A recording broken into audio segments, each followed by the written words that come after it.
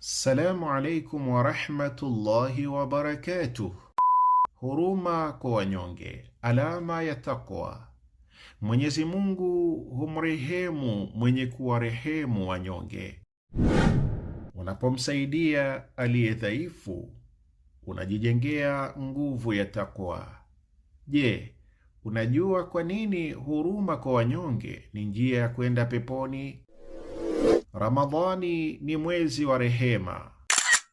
Wema kwa watoto yatima, maskini na wasiojiweza ni ushahidi wa uchamungu wa kweli. Leo msaidie mnyonge. Tafuta mtoto yatima na mpe zawadi, kisha mtagi rafiki yako na useme, wahurumie wanyonge.